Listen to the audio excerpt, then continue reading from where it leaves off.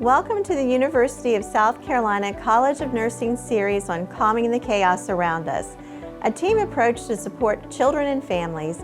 I am Dr. Diana Inman, Associate Professor at the College of Nursing, and it's my pleasure to introduce to you our guest speaker for this presentation, Dr. Jonathan Ohrt.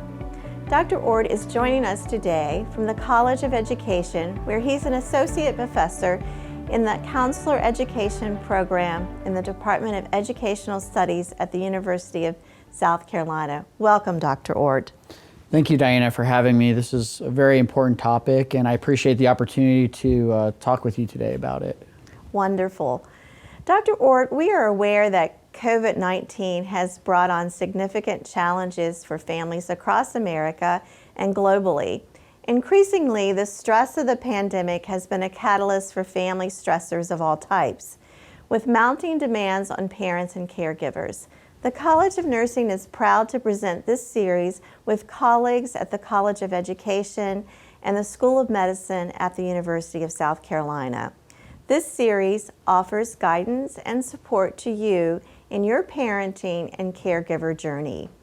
Caregivers of children K through 12 have been asked to become more involved in educating their students and step up and assume the role of a teacher that they may not been trained to do. Dr. Ohrt, what advice do you have for caregivers during this difficult time? Well, first, I think it's important just to acknowledge that this is a very difficult time for many of us who have school-age children. It's very normal to feel overwhelmed, frustrated, or exhausted in these circumstances. Our current situation is ambiguous, it's constantly changing, and it's creating a lot of chronic stress. It's requiring us to be flexible and to continue to adapt. So the first piece of advice I have is try to be realistic about expectations, both for yourself as well as for your child. As you mentioned, most of us are not trained to assume the role of the teacher, so we shouldn't expect that we will all of a sudden be able to function as one. So instead of expecting to be an expert in educating your child, a more reasonable expectation might be that you'll be actively engaged in their learning, but acknowledge when you have limitations in your ability to help. So the second part is to have realistic expectations of your child. So we have to remember that while this is a new experience for us as caregivers, it's also a new experience for our children. So it's just not realistic to expect children to maintain their attention long enough to complete their virtual schoolwork in the same way they do in a traditional school setting. They're likely to become frustrated, they're likely to become exhausted. So we can recognize that they likely won't be able to complete their schoolwork in a typical fashion without any unique challenges. Another thing you can do is try to reflect on some of the positive aspects of the situation. So maybe you're able to spend some quality time with your child that you would not have been able to previously. So just one personal example is my son just started kindergarten, and I've had the opportunity to be able to help him start to learn how to read. And for me, that's been very exciting and very fulfilling. Parents are delighted to hear that they don't have to have the qualifications of a teacher to support their child's education at home. Tell me a little bit about how parents should take care of themselves during this time. I'd recommend to engage in a self-care plan as much as possible. I know during these times making time can be a significant challenge. So it can be helpful to try to schedule specific time to take care of yourself. In a recent study I conducted, getting restful sleep, engaging in physical exercise, and spending time outside in nature were all related to lower levels of parental exhaustion during the pandemic. But these are just a couple strategies that you can consider. It's really important to find something that you personally enjoy and then make time to do that. You can schedule these activities in the same way that you would schedule any other meeting that you have throughout the day. Another thing to think about is when you're feeling overwhelmed or having any other negative emotions, it's important to actually talk to somebody and express how you're feeling. We know that expressing our emotions, whether they be negative or positive, are it's linked to better overall well-being. And so find someone who you can vent to about what you're experiencing and how you're feeling about things. Taking time for your own self-care is so important so that you're really better equipped to manage your own stress and have the energy to take care of your family. Also, I know during this time, parents are asking about what resources are out there to help them, assist with their child's education. What tools or resources do you recommend that may assist parents or caregivers or grandparents even in helping their children? My first suggestion is to inquire with the school about any resources that they recommend for you. So it's helpful to collaborate with the teachers to brainstorm the best approaches to helping your child be successful in virtual learning. Some strategies that you can try include setting a schedule for your child. Our children are used to having a routine and having structure, so you can try to structure their day and keep a planned schedule for their schoolwork, while also realizing that they won't be able to focus for a typical 8 to 2 school day as they would in a typical educational setting. You can set expectations for them about what they need to accomplish school-wise before they engage in other fun activities, although school should be fun, but other activities like video games or TV shows. If possible, set up a separate workspace for your child. So find a place where they can focus and be as free from distractions as possible. If you don't happen to have a quiet, specific space for them to work, you can try using headphones or something like that to block out distractions. It's also important to infuse breaks in between learning activities. So allow them to play outside or get some type of physical activity in between the schoolwork that they're doing.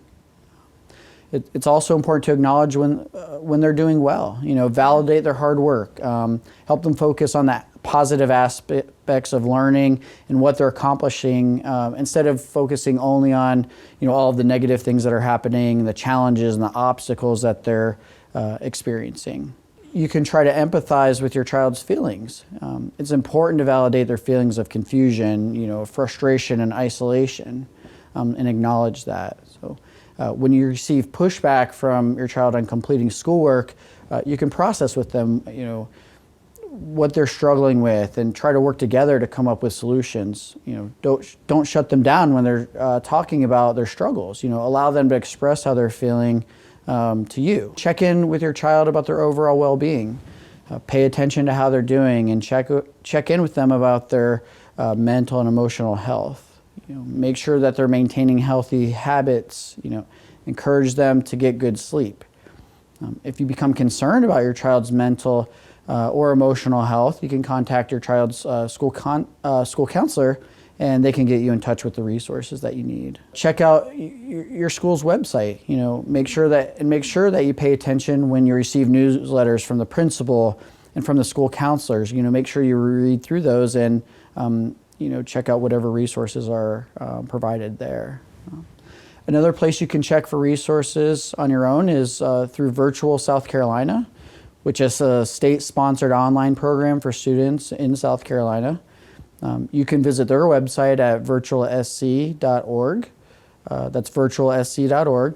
The website includes several guides and links to resources for parents and caregivers to assist with online learning.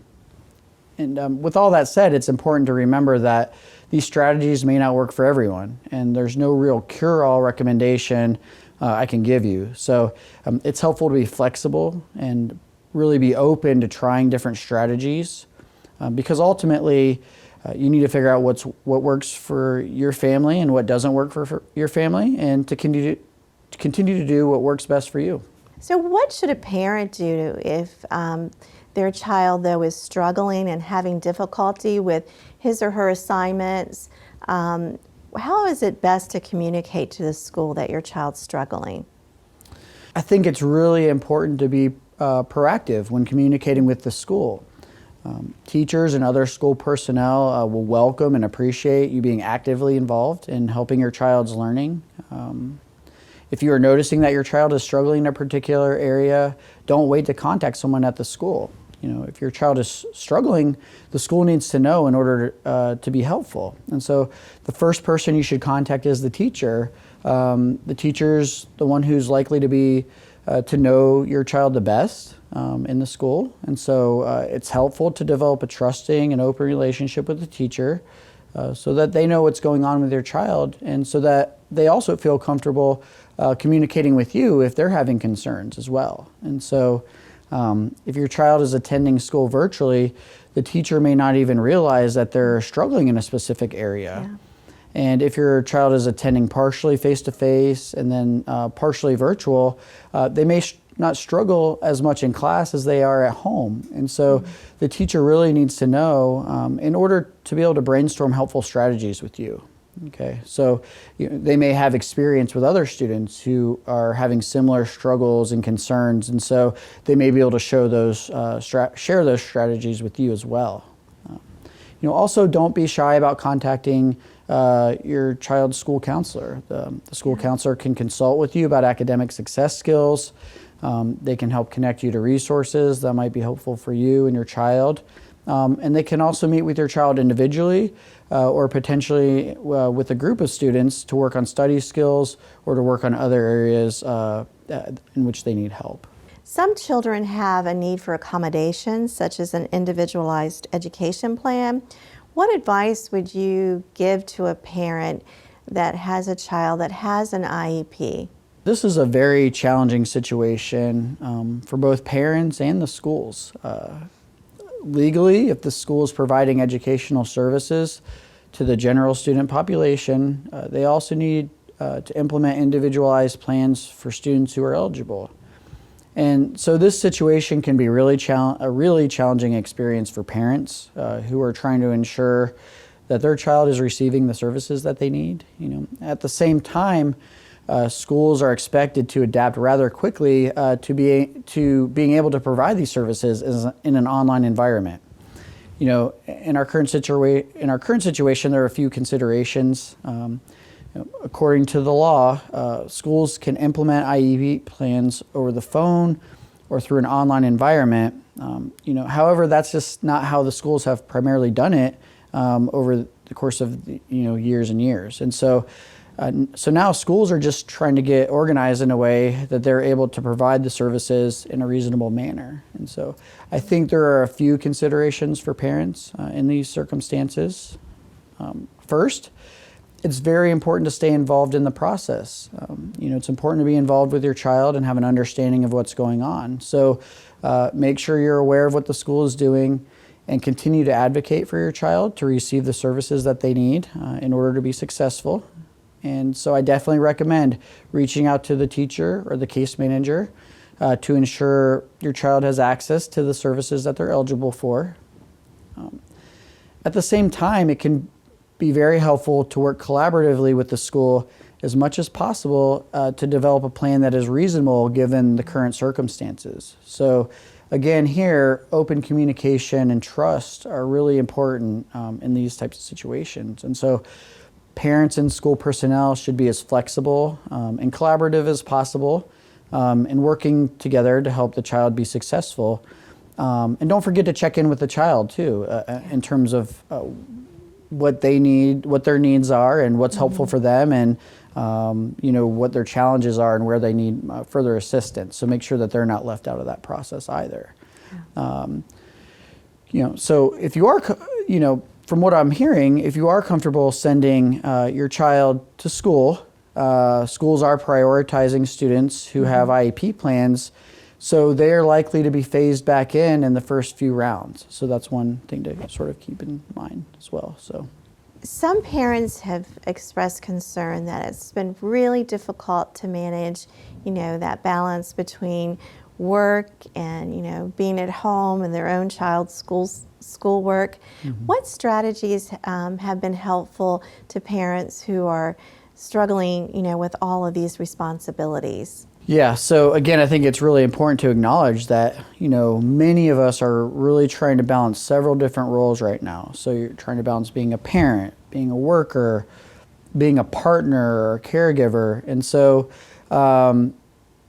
what works will look a little bit different for everyone. So, I really wish I could tell you the specific formula to make this situation easier. But the reality is everyone has different circumstances and everyone has different challenges that they're going to have to overcome in these situations. And so here again, I think it's really important to have realistic expectations of yourself. So be realistic about what your work productivity will look like. Be honest with yourself about what responsibilities you can manage. Okay.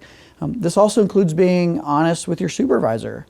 So be transparent about your situation and try to work with your supervisor to come up with a plan that will really work for both of you. Communicate your schedule to your coworkers and also to others who may rely on you for information or responses, regular responses to things. If you're working from home, another recommendation is to set up a work schedule for yourself as much as possible. Try to set boundaries with your family about when you need to work. There will obviously be times when you need to be flexible around this with unpredictability of everything, but try to do the best that you can around setting those boundaries. If you have a partner who you're living with, communicate with your partner when you need help or if you need a break. Be open and honest and let them know what you need related to work. Let them know when you have deadlines and let them know when you may need some extra time than you typically sort of schedule out. Other things that you can try to do are try to find activities that will help entertain your child if they're there with you while you're trying to work. You may want to consider modifying some of the parenting rules that you have for your child. Are there any areas where you can be just a little bit more flexible, even just for the time being? Yeah. So I know, for example, a lot of parents are sort of easing up on the amount of screen time that they allow for their child. So just think about what you can do to help yourself, and remember that you're doing the best you can to cope with the situation. Just remember these are unprecedented circumstances, nothing like anything most of us have experienced. And so, try to have some grace with yourself and practice some self-compassion.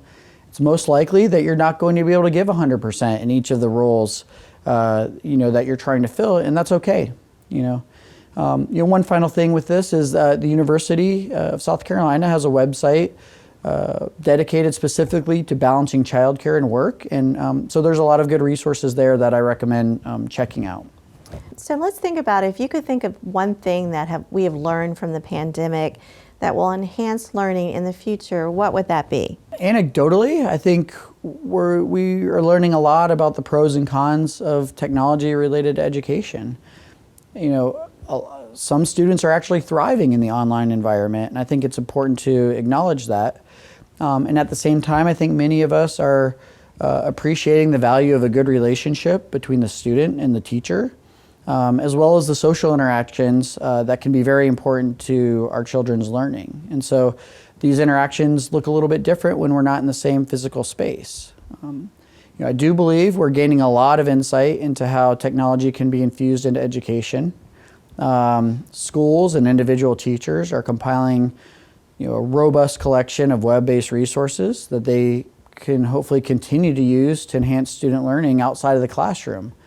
I really think students are gaining some exposure to different types of things and different information that they may not previously have had access to. And so, just one example might be students can explore historical landmarks or different cultures around the world through things like virtual field trips. And so, some teachers may have already been infusing some of these resources into their classes, but I really think virtual learning has forced the majority of educators to really start exploring these options and taking them in consideration. And so I think what we'll see is teachers continuing to take advantage of these available technology resources throughout K through 12 education, and that they'll continue to infuse a lot of these newfound resources in the future, and that it ultimately will really enhance our students and children's learning. Dr. Ohrt, thank you for sharing with us today the challenges that we face, but also the future opportunities that emerge when we are forced to do things differently. Yeah, thank you for providing me with this opportunity. I really appreciate having this conversation. I think it's important for all of us. I think Absolutely. it's important to acknowledge the struggles that we're having, and also, but think about what we can learn and how we can continue to grow in the future from the things that we've been experiencing. So, Wonderful, thank you. So as we conclude this session, please remember that you can revisit this presentation and others in the series by going to the University of South Carolina College of Nursing website, where you will find additional resources to support you during your journey. Thank you for joining us for this important presentation.